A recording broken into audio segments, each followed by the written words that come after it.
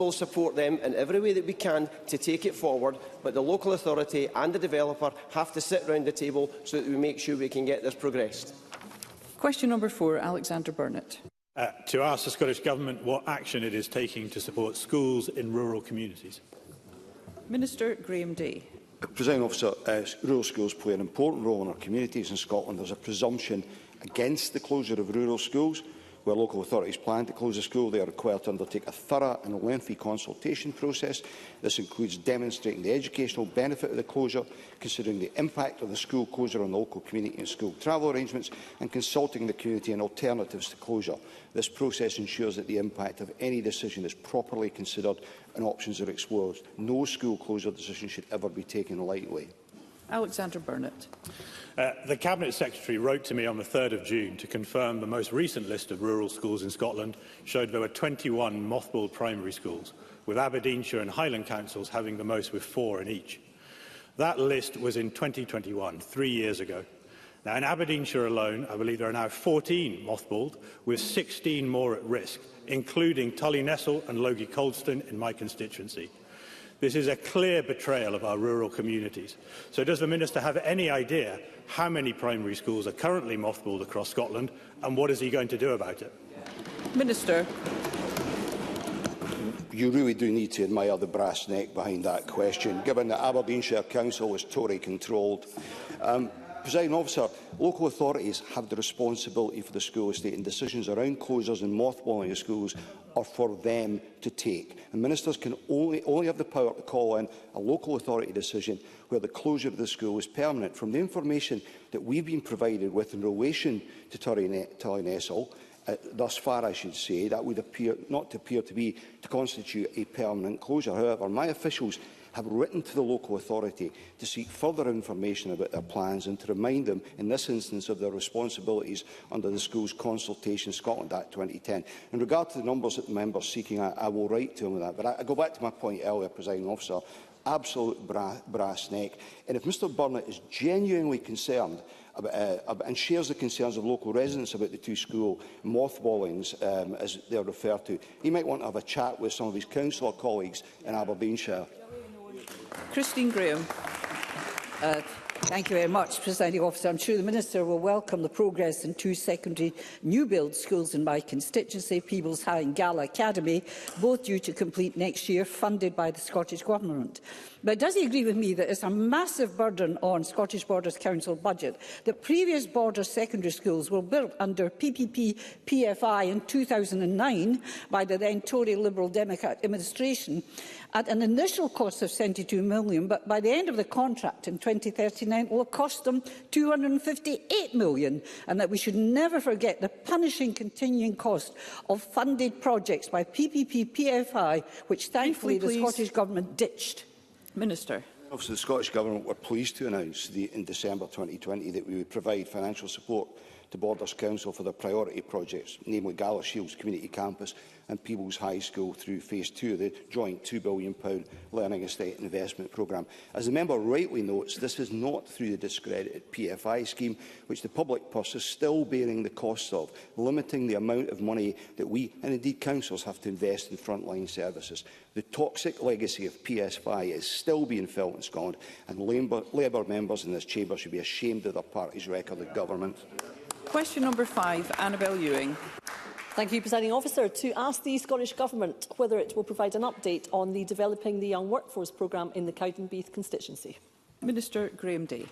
Officer, developing the young workforce plays a crucial role in the delivery of the Scottish Government's commitment to ensuring that school leavers are supported to achieve their potential. DYW schools coordinators and regional groups, including the Edinburgh and South East Scotland DYW regional group, which covers Fife, take the lead on planning and delivering tailored events to meet the needs of young people and employers, facilitating connections with a range of delivery partners. The Government remains committed to DYW, with funding of £12.9 million being invested in 24-25 to fund regional groups and schools coordinators. Annabel Ewing. I thank the Minister for his response. He will be aware, of course, that Fife has in fact been a trailblazer in facilitating vocational training for young people, with Lochgelly High School, the Purvis Group and Babcock, amongst others, having played a pivotal role over the years. Can I ask the Minister what can be done to see such an embedding of the Developing the Young Workforce programme right across Scotland to ensure that all that can be done is being done to provide young people with a route into skilled and well-paid jobs? Minister.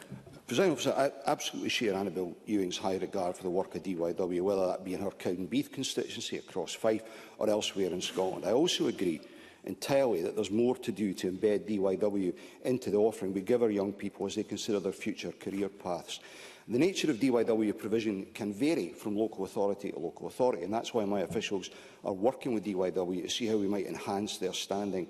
I've also been clear that I see DYW as an important pillar of the improved wider careers offering we're developing as we seek to furnish our young people with the fullest possible understanding of the options they have at their disposal. Thank you. Question number 6 has been withdrawn. Question number 7, Elena Whittam. To ask the Scottish Government, in light of research by the Institute of Fiscal Studies indicating that forecast UK Government tax and spending plans would be funded by reductions in public investment, what assessment it has made of the potential impact that any changes to Scotland's block grant resulting from this would have on Scotland's public finances? Cabinet Secretary Shona Robertson. As highlighted by the Institute for Fiscal Studies, whoever wins the election, unprotected budgets face cuts of up to £20 billion by 2028-29. We do not know what this means for our budget, as the IFS have also pointed out that there is absolutely zero clarity from either the Conservatives or Labour about where those might fall. However, decisions by the UK Government have already cost Scotland up to £1.6 billion in potential consequentials, and it's clear that any future UK Government will deliver more of the same for Scotland. Elena Whittam. I thank the Cabinet Secretary for her answer. I am deeply concerned by the scale of the cuts we face under the next UK Government. If a more realistic position is not taken by the leading Westminster parties, will the Cabinet Secretary call on her next UK counterpart to seriously consider the merits of Scotland's more progressive tax system of income tax, which could potentially provide over £15 billion in additional tax take for vital public services if applied across the rest of the UK? Cabinet Secretary. So we have repeatedly called on the UK Government to use the powers at its disposal to provide the funding needed to invest in our vital public services. Our own decisions on income tax since devolution will see an additional £1.5 billion raised in 2024-25 compared to if we had matched current policy in the rest of the UK. Ultimately, our position is that far greater powers over taxation should be devolved so we can design a tax system that works for Scotland and allows us to raise the revenue needed to invest in vital public services. Brief supplementary, Daniel Johnson. I was just wondering if the Cabinet Secretary could outline what the IFS says about the gap in the SNP's fiscal projections from their manifesto launched yesterday, and indeed how it intends to fill the £2 billion black hole that the Fiscal Commission outlines in the Scottish Government's financial plans. Cabinet Secretary. I think Labour are on very dodgy ground indeed, given that they will not clarify whether or not they are going to continue with an austerity budget if they win the election, which will mean that cuts of up to £20 billion will ensue by 2028-29. On top of that, of course, the leader of the Scottish Labour Party has said that they will reverse the tax raising powers that we have used here in Scotland that have raised £1.5 billion. If that reversal happens, then not only will we have the austerity cuts from Westminster, we will then have a double whammy of £1.5 billion of less funding for vital public services, and the public need to know about those plans from Labour. Thank you. That concludes general questions. The next item of business is First Minister's questions. At question number 1, I call Douglas Ross. Thank you, Presiding Officer. The oil and gas sector is vital for the North East and the whole of Scotland. The Rosebank energy development will create 1,600 jobs and bring £6 billion of investment to the country. Why does John Swinney oppose that? First Minister. Well, Presiding Officer, the issues in connection with the Rosebank oil field have been the subject of a very active case that is influenced by a decision in the Supreme Court today. So I will need to be careful about what I say in relation to the Rosebank case. Mr Ross will acknowledge the Scottish Government believes that any new application for oil and gas developments has to have associated with it a very detailed and specific climate compatibility assessment undertaken to determine whether any such development can proceed in a fashion that is compatible with our journey to net zero. And that's the approach that the Government believes should be the case. Douglas Ross. 1,600 jobs, £6 billion of investment, and an SNP First Minister who cannot welcome that, who cannot support it, because the SNP oppose every single new oil and gas development in the North Sea. Oh, well, we're hearing no from Kevin Stewart. I wonder if John Swinney will be able to tell us which ones the Scottish Government support, because here's what some of John Swinney's predecessors have said. Nicola Sturgeon, who John Swinney stood side by side with for decades, said Rosebank was, in her words, the greatest act of economic vandalism in her lifetime. When the development was given the green light, Humza Yousaf said it was it was the wrong decision. And just last week, John Swinney, speaking about new oil and gas licences, said the granting of them was utterly irresponsible. So why has SNP leader after SNP leader been against granting new oil and gas licences for the North Sea? First Minister. I think one of the reasons why Douglas Ross is leaving the leadership of the Conservative Party... Mr Ross. First Minister. Mr Ross, we will not continue in such a manner. We must conduct our business in a courteous and respectful manner. First Minister. Presiding Officer, one of the reasons why I suspect Douglas Ross is leaving the leadership of the Conservative Party is that he is not presenting an accurate picture of the remarks that I have made. Because Members, let's hear one another. The very specific remark that I made was that a commitment to undertake, without any scrutiny, 100 new oil and gas licences by the Prime Minister was climate denial of the first order and utterly and totally reckless. Those were my words, and I will not have them misrepresented by Douglas Ross. We've got a rational and considered process that we've argued for, which is that we should have that every individual application should be subject to a climate compatibility assessment, because there is a journey that we have to make as a country to reach net zero. That is inescapable.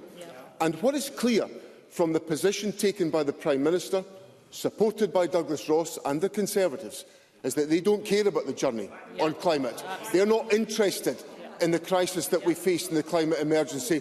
Well, this government will take the responsible approach to managing that transition and the challenges of the climate emergency. Douglas Ross. Well, what we've just heard from John Swinney there, and his MSPs are applauding, is John Swinney and the SNP don't care about tens of thousands of jobs in the north east of Scotland. They don't care about the oil and gas sector, which is needed now for our energy security at the moment and going forward. Because when Rosebank was approved, when Cambo was improved, when any new development is approved, the SNP oppose it. They oppose new oil and gas developments. And let's hear, that was the previous First Ministers, that John Swinney didn't seem to want to hear what they'd said and his own comments that new licences were utterly irresponsible. Let's hear about some of his current Cabinet Ministers. Mary McCallan, the Energy Secretary, said this: "We do not agree with the UK Government issuing new oil and gas licences."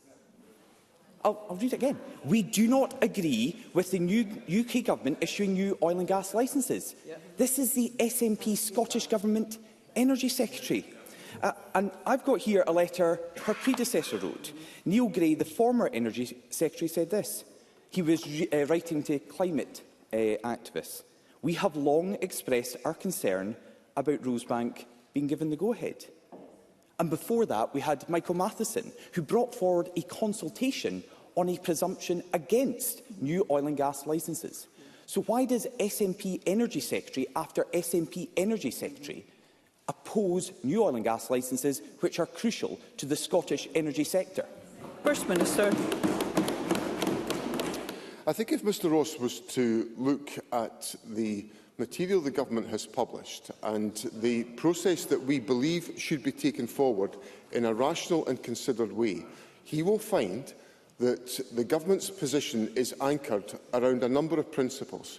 We've got to assess the compatibility of any oil and gas licence application with the journey towards net zero, and that has got to be a rigorous and thorough process that has to be undertaken.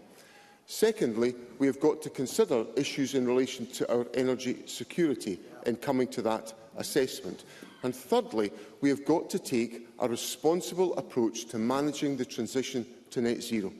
Now, I am not going to stand here and be lectured by a leader of the Conservative Party whose party presided over the industrial devastation of central Scotland, the consequences of which we are still having to address as a government. So this government will take the responsible approach to the management of the oil and gas sector and its transition to net zero, and we will take absolutely no lessons from the Conservatives. Douglas Ross. There is nothing, John Swinney, rational or considered about turning your back on the Scottish oil and gas sector by claiming that you are against every oil and gas licence, but being unable to say it, being unable to be truthful with the people of Scotland. The First Minister should just be honest. The SNP oppose every single new oil and gas licence being issued by the UK Government. That is the case. Because whenever a new development is proposed in the North Sea, the SNP oppose it. They oppose every round of new licences granted for the oil and gas sector. In recent years, they have not supported any new fields. Not one. Whatever John Swinney is claiming today, it's only a temporary position for the SNP, because their position is actually very clear. They don't and will not stand up for Scotland's oil and gas industry. They are willing to put tens of thousands of jobs and the North East economy at risk. The Scottish Conservatives support Scotland's oil and gas industry. Why do the SNP oppose it? First Minister. I'm not sure Douglas Ross is on his strongest ground, taking me to task about honesty. Mr Ross, I would ask you to apologise for that comment. Apologise again for calling the First Minister Honest John. Mr Ross, we are not going to continue like this, and I would ask you to reflect on your conduct. First Minister. I don't think Douglas Ross is in a particularly strong position today to raise issues of honesty with me when the Gambling Commission is investigating the alleged conduct of senior figures in the Conservative and Unionist Party. I think Douglas Ross is on thin ground. I also don't think. Sorry. This is actually First Minister's questions, where many members across this chamber wish to have an opportunity to put a question to the First Minister. I'd like to make sure that is possible for as many members as possible, and in order to do that, we must conduct ourselves in a courteous and respectful manner. First Minister. And I also don't think Douglas Ross is on strong ground in attacking me about the rational and considered position the Scottish Government is taking when the Prime Minister is ignoring the climate emergency by sanctioning 100 oil and gas licences without any questions being asked. That is irresponsible. That is the action that will accelerate the climate emergency. So this Government will take the rational and considered approach to oil and gas developments.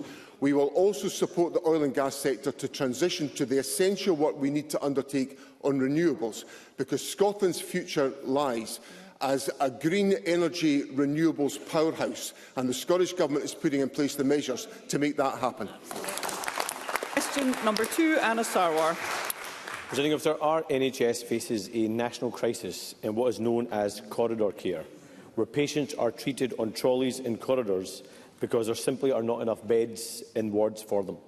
And this week, the Royal College of Emergency Medicine published new analysis which found that on average 45% of patients treated in our emergency departments didn't have access to a private cubicle. In their words, when no cubicle is available, patients are treated in other areas: trolleys in corridors, cars, the waiting rooms, relative rooms, plaster rooms. Imagine you or one of your loved ones lying on a trolley for hours. No privacy, no dignity, just pain and distress. After 17 years of this SNP government, why has corridor care become such commonplace? First Minister. Presiding Officer, as Mr Sarwar will know, the issues in relation to the National Health Service are driven by, the challenges in the National Health Service today are driven by a number of factors. One of them is the increase in demand in the aftermath of COVID, which the National Health Service is doing its level best to try to address. We are wrestling also with the challenges of our hospitals being significantly congested because of the challenges around delayed discharge, which come largely from the fact that we do not have enough social care packages available in the community because we don't have enough people in the workforce to deliver the volume of social care packages that are required. And that is a consequence of the loss of population because of the loss of free movement under Brexit. So the issues that we are wrestling with are significant and acute, and the Government and our health boards are focused on addressing that. But finally, let me say to Mr Sarwar that if anybody is treated in the fashion that he has recounted, and I've seen media reports this morning of a particular case at the Queen Elizabeth University Hospital, then I apologise unreservedly to anybody who has that experience and assure members of the public and their families that the Government is doing all that it possibly can do to address that circumstance. Anna Sarwar. I've been coming to this chamber week after week for the last 3 years, and week after week we've been hearing apologies from SNP First Ministers, and then we just get apologies the week after, and the week after nothing actually changes in terms of people's lived experience. But let's be clear, long waits cost lives.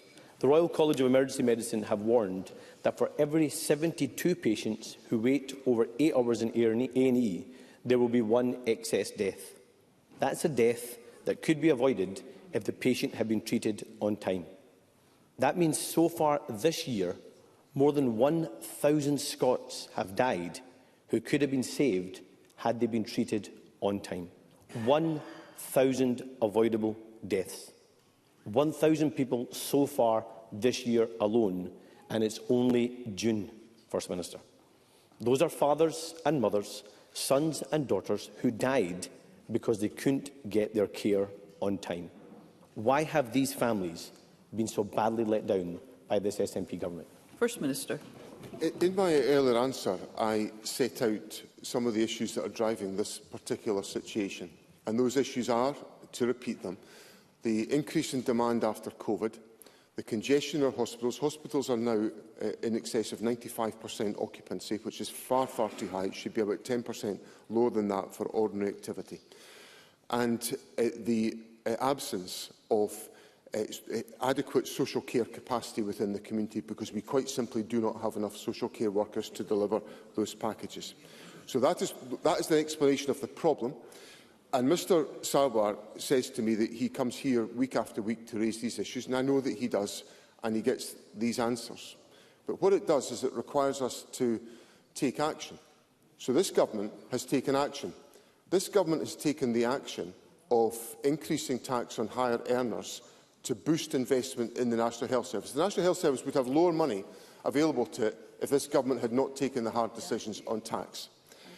And we have an opportunity, as a consequence of the general election, to do something about it, to encourage more people to be in the labour force, which would require us to reintroduce freedom of movement so that people could come to work in this country, or to encourage more investment and to take more investment decisions, like ending austerity. And of course, what Mr Sarwar's party is proposing is no answer on those questions. In fact, they're proposing the reverse. They're saying we'll maintain Brexit and we'll maintain austerity. That's not good enough. It's time for the Labour Party to act. Anna Sarwar. For a politician to have been in power for 17 years, and that's the best answer he can give, I think has to take a really serious look in the mirror. And in actual fact, it was John Swinney as Finance Secretary that cut local government budgets and cut social care budgets across the country, so perhaps some reflection on his own record. Because the reality, Presiding Officer, is that patients and staff have been failed and let down by this SNP government. And a few weeks ago, the Royal College of Nursing reported on this issue as well, and quoted a Scottish nurse. And let me quote that nurse. "We don't complain for ourselves, but for the patient. There are no screens to go round the patient, so if they are being bed-bathed or need a bedpan, you have to take a patient out of their bed space and move them into a corridor. Then move the extra patient into the bed space to use the bedpan.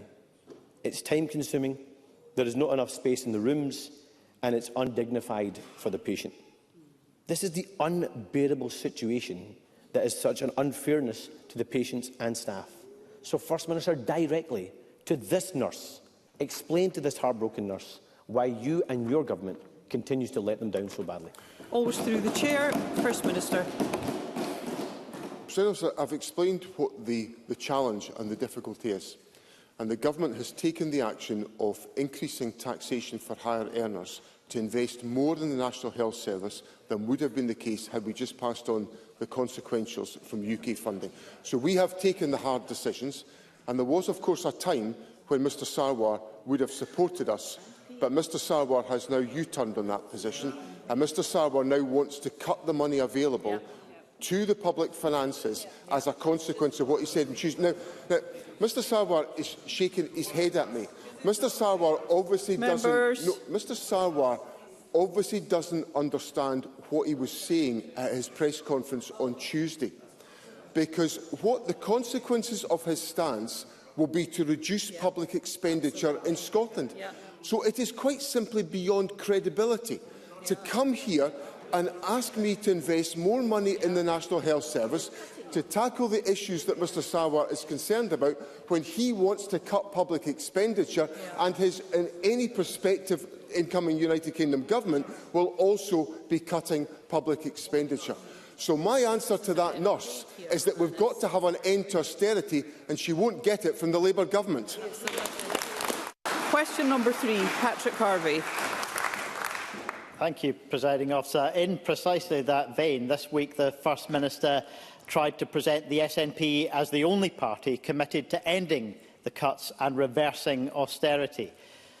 But apart from changes to income tax, which have already been done in Scotland thanks to pressure from the Greens, the only actual change he proposed was to devolve taxes, not increase them. Now, Scotland should have control over oil and gas windfall taxes, other corporate taxes, national insurance, fuel duty or VAT, but only if we actually use those powers to raise revenue. And the only change that the First Minister proposed was actually a VAT cut. So does he agree with the Greens that reversing the cuts and providing the investment that the country so clearly needs can only be done by raising significant revenue from those super rich who are hoarding the country's wealth? First Minister. There's two aspects to answering that question. The first is the actions of the Scottish Government. And in terms of the actions of the Scottish Government, we have, Mr Harvey will be familiar with these points, we've taken a range of decisions to vary the tax position in Scotland and in some circumstances to ask higher earners to pay more in taxation where it is appropriate for that to be undertaken. So the Government has set out its position and its fiscal approach to enable that to be the case. There is then the debate about the forthcoming United Kingdom election, and of course I set out my party's position yesterday. If the Presiding Officer will forgive me, I would refer Mr Harvey to the contents of our manifesto, which set out a number of tax changes and spending changes that we would make to enable the priorities that we set out to be afforded within the financial envelope available to us. Thank you. Before I call Mr Harvey, I would remind members that the Chamber is not the place to campaign for a UK general election. Patrick Harvey. Indeed, Presiding Officer, and the First Minister is right about the additional revenue from income tax as a result of the work the Greens did to show how that could be done. But he presented no plans for a wealth tax, no plans at all for a wealth tax. But as I say, the Greens did work out the detail on progressive income tax for Scotland, so maybe the First Minister is relying on us once again to do the work for him, and he supports our proposals for a wealth tax on the richest 1%, which would raise at least £70 billion. But the real problem for him as First Minister is that whoever forms the next UK government, they are still committed to Tory fiscal rules. And they refuse to rejoin the EU as well, so cutting off both sources of extra revenue that he's relying on. So when a new Labour Chancellor inevitably imposes more austerity to keep their new billionaire backers happy, what will the First Minister do with the taxes he does control? Will he go further to raise the funds that we need to stop more cuts in Scotland? And will he finally scrap the broken council tax system to let our councils raise the revenue they need to protect their services? First Minister. President, there's obviously a lot of fiscal choices involved in the question that Mr Harvey puts to me, and Mr Harvey knows me well enough to know that the budget doesn't get written from here on a Thursday afternoon randomly in question time. There will be a process of engagement across the parliamentary spectrum to enable that to be undertaken. Where I do agree with Mr Harvey, however, is that the conspiracy of silence that exists between the Conservative Party and the Labour Party of hiding the £18 billion worth of cuts from the public is absolutely reprehensible. Because the one thing that's got to happen in the election that we are facing just now, there must be an end to austerity. Our public services cannot cope with any more austerity, and unfortunately, the outcome of the United Kingdom general election, the election of either a Conservative or a Labour government, is going to deliver more austerity, and that's why we need to use our votes effectively to stop that in the election. Question number 4, Claire Adamson. Thank you, Presiding Officer. To ask the First Minister what the Scottish Government's position is on the call from the Federation of Small Business Scotland for the next UK administration to pilot a remote visa to benefit remote areas such as the Highlands, in line with the Migration Advisory Committee recommendation, and what the implications of this could have for Scotland's economy. First Minister. Presiding Officer, the UK Government's own Migration Advisory Committee described our rural visa pilot proposal as, and I quote, sensible and clear in both scale and deliverability, and highlighted that it is in the UK Government's own interest to trial it. Despite this and the harm caused to our rural and island communities by a hard Brexit, the current United Kingdom Government refused to engage. The business sector recognises these harms. It is therefore welcome that FSB Scotland is calling for a rural visa pilot, recognising businesses' need to attract people to Scotland to contribute to our economy and communities. Our offer to the next United Kingdom Government is simple: work with us and stakeholders across Scotland who are calling in the strongest terms possible for this pilot to be delivered. Claire Adamson. Thank you. Thank the First Minister for his answer. Scotland's rural communities often face economic challenges for a range of reasons, and this has been exacerbated by a hard Tory Brexit. What is the First Minister's latest assessment on the impact of Brexit on the population of rural Scotland and the ability for businesses facing acute workforce shortages across Scotland to attract new employees, and what is his response to the rejection of the Commission's offer of youth mobility for under-30s? First Minister. Presiding Officer, the issues that Claire Adamson puts to me are very real issues. I spent several days over the weekend and at the start of this week in the North East, the Highlands, the North West of Scotland, and in our islands in the West Coast. And everywhere I went, I was hearing about the challenges of availability of population, which is at the heart of the question that Claire Adamson puts to me. The initiative that the Commission took for a youth mobility scheme, in my view, is welcome. It fits compatibly with the Government's openness towards freedom of movement for individuals. So obviously it's a matter of record that these issues have been resisted by the current United Kingdom Government. I hope there is, after the election, some opportunity to advance these issues, which I will constructively take forward with an incoming United Kingdom Government. It's my intention to to engage constructively on some of these questions so we can find practical solutions to the issues that are being put to me by businesses. Because if we look to the point that Mr Sarwar raised with me about the health service, one of the areas with the greatest challenge in relation to delayed discharge is the Highlands. And that is about the availability of population within the communities to deliver social care. So the issues that Claire Armstrong puts to me are very, very important, and the Government will engage constructively to try to resolve them with an incoming United Kingdom Government. Question number 5, Graham Simpson.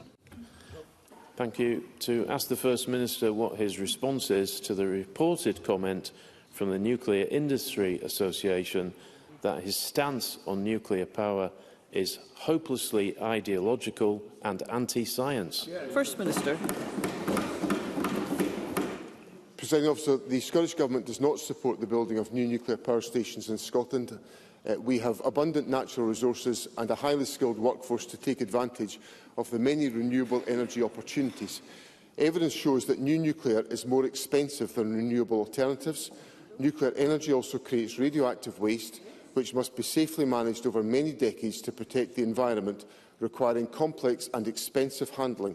The Scottish Government is supporting continued growth in renewables, storage, hydrogen and carbon capture technologies to drive economic growth, support green jobs and provide secure, affordable and clean energy for Scotland.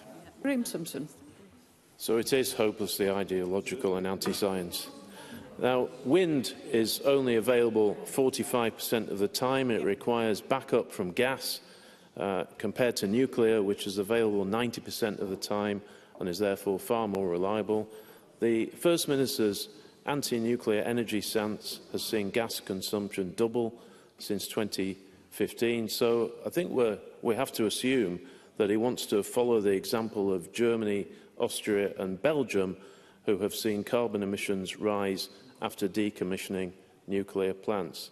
Now, we know the GMB Congress last week called for the Scottish Government to lift the ban.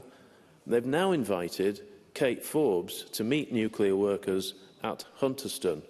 Will she go? First Minister.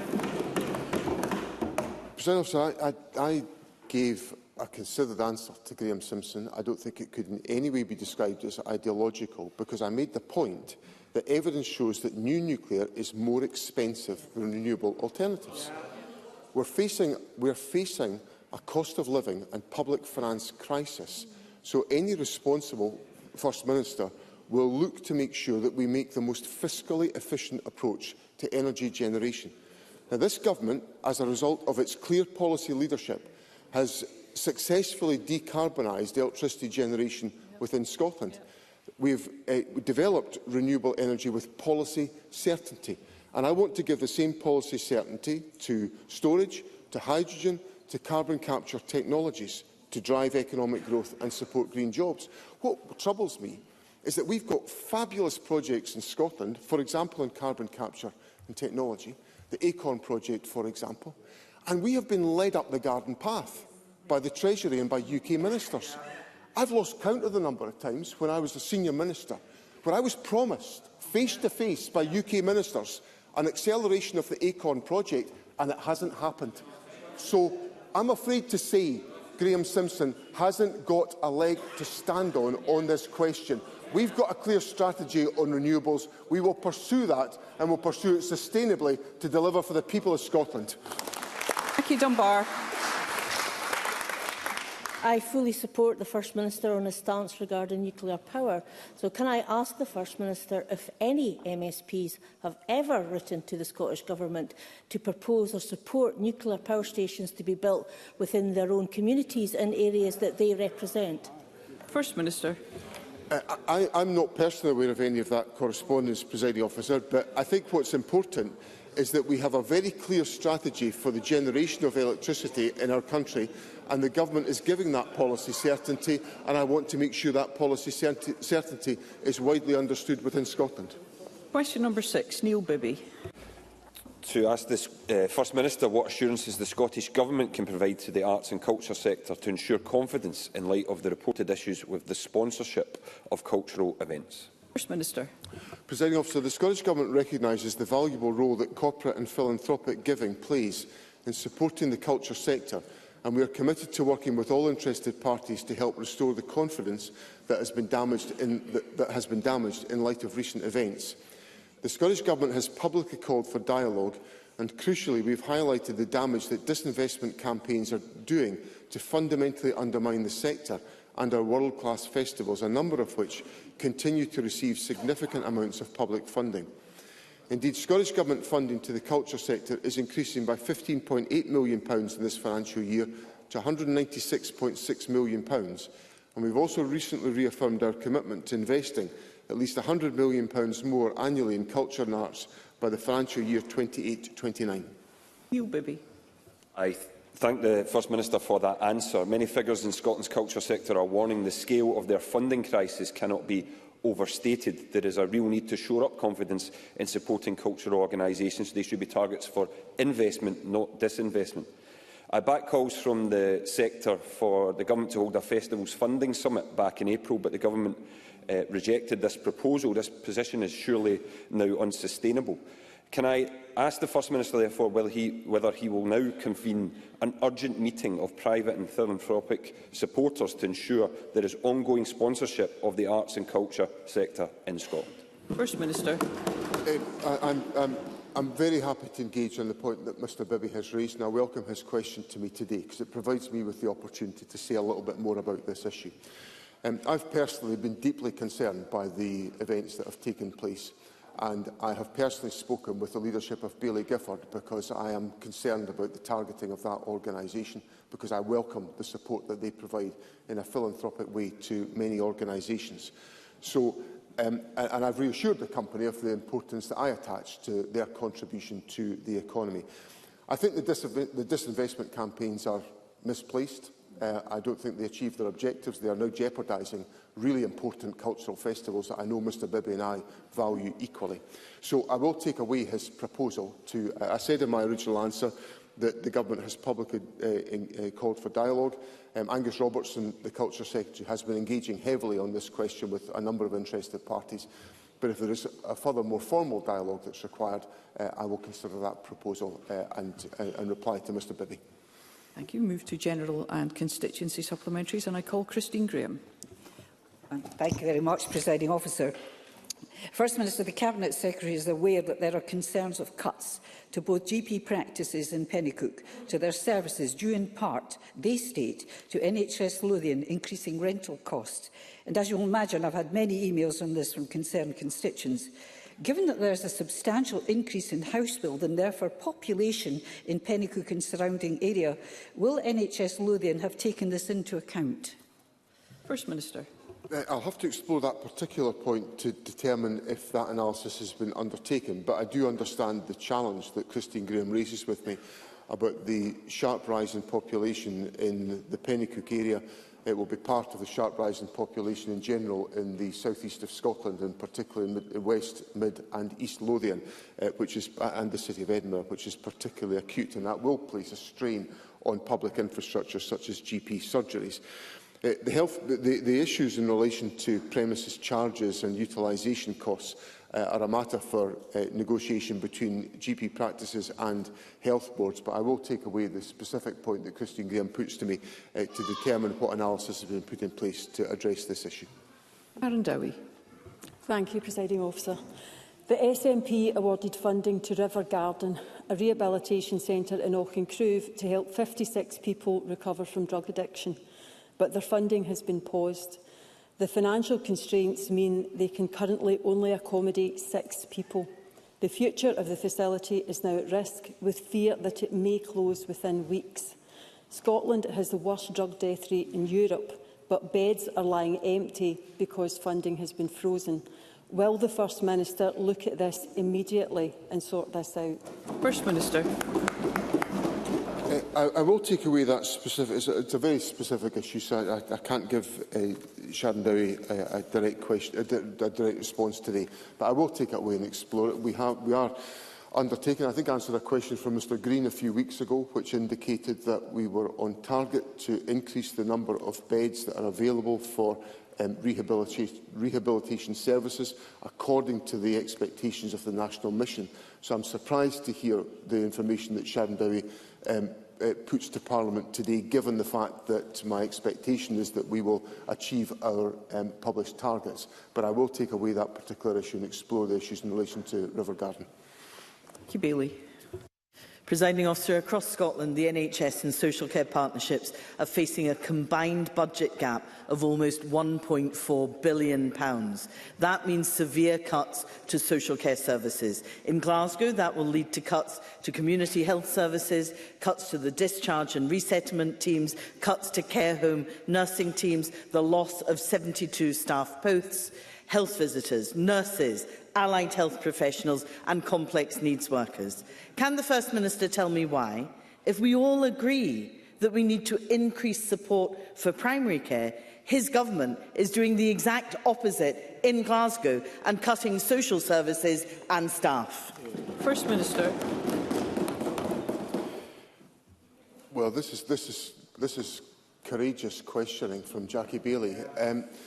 I think Jackie Bailey has to... I've been trying to set out to Parliament for some considerable time the enormous pressure that there is on public finances. Well, if Jackie Bailey would stop interrupting me, we might make a little bit more progress. So, we face a public spending crisis in Scotland, and what the Labour Party is proposing is to continue that austerity. That is what is being proposed. So, we've taken the hard decisions in this government to increase the resources that are available for investment in the public services. We've asked people on higher earnings to contribute more in taxation to enable us to invest more in the health service and in social care. That's what we have done. Jackie Bailey opposed that. Jackie Bailey opposed that. She opposed every single bit of it. And now there's an opportunity on the 4th of July to elect a government that could end austerity. And no, the Labour Party is not seizing the opportunity to end austerity. The Labour Party is going to prolong austerity.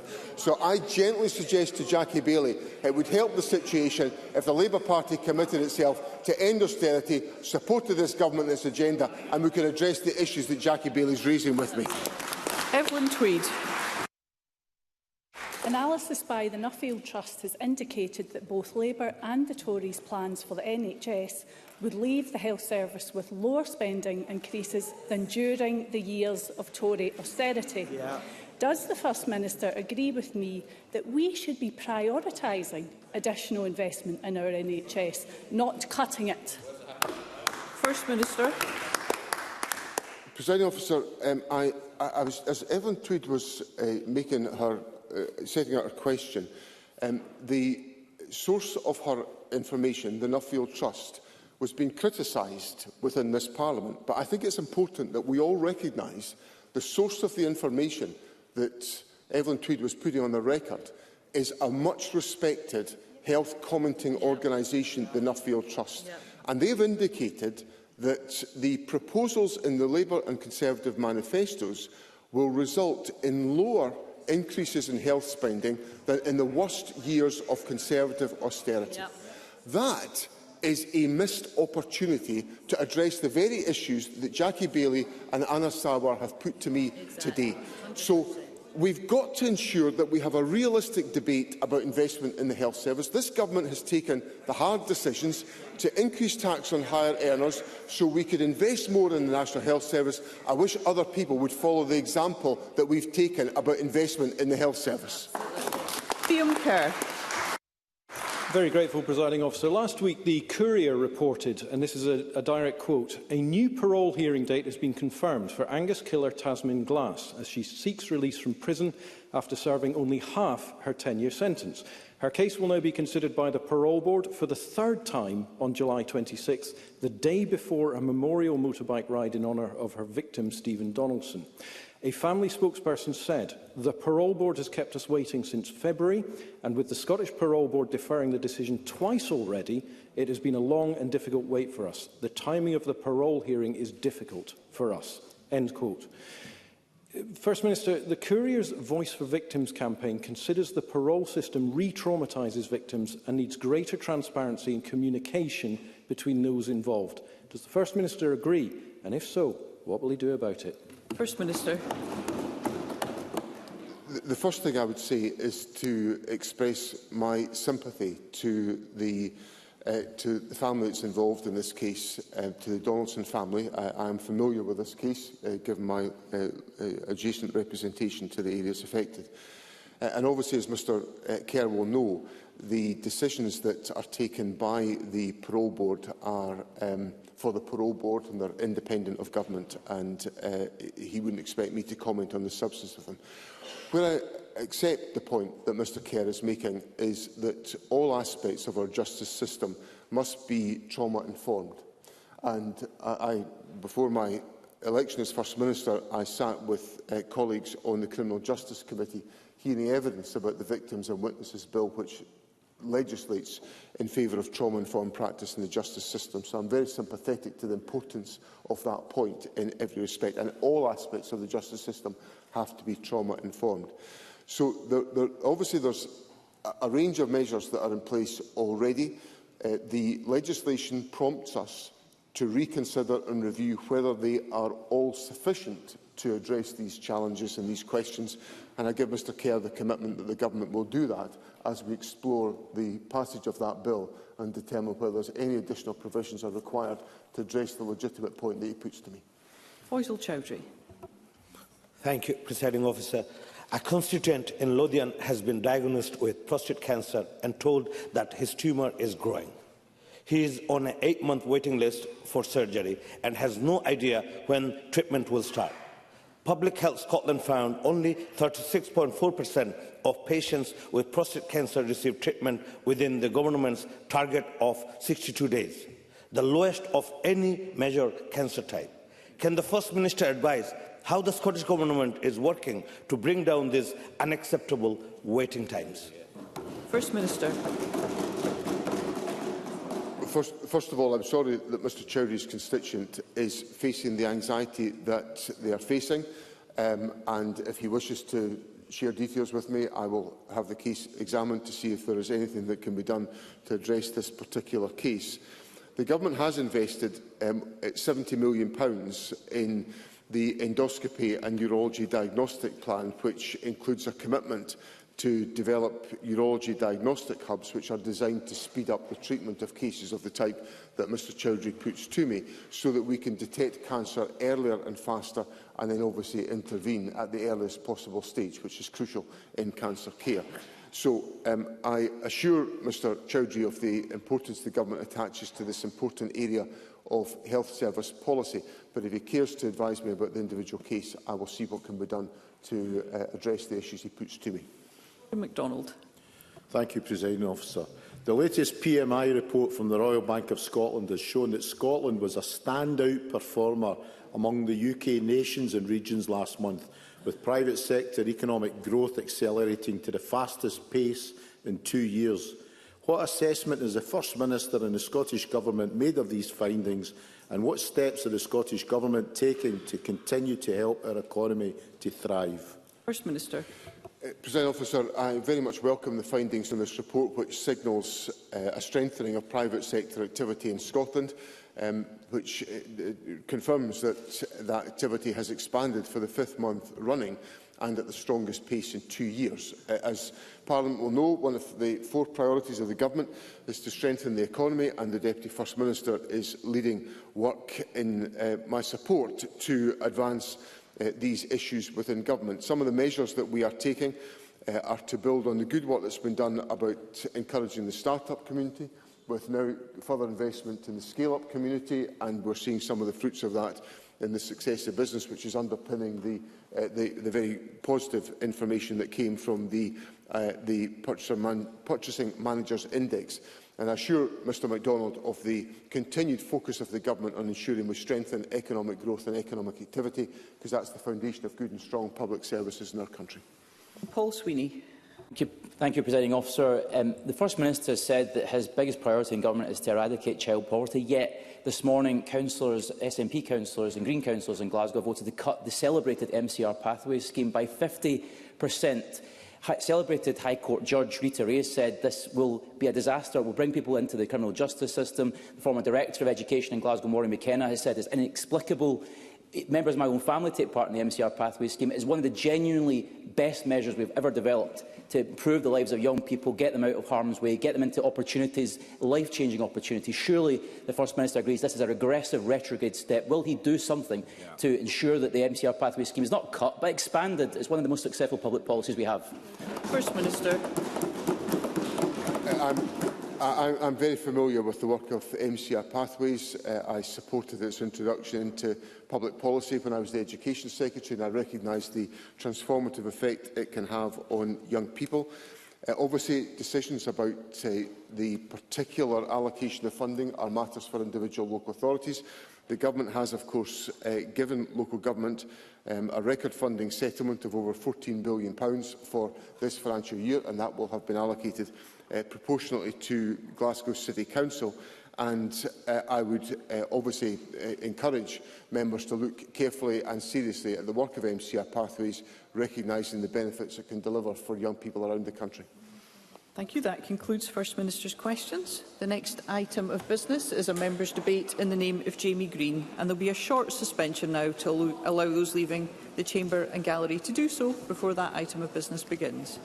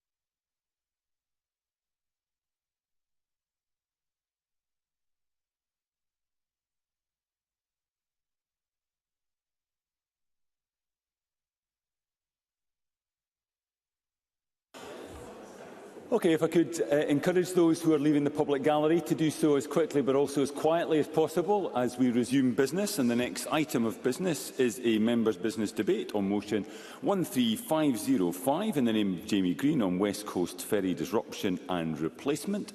The debate will be concluded without any questions being put, but I'd encourage members wishing to participate to press the request to speak buttons now or as soon as possible. And I invite Jamie Green to open the debate around 7 minutes. Mr. Green.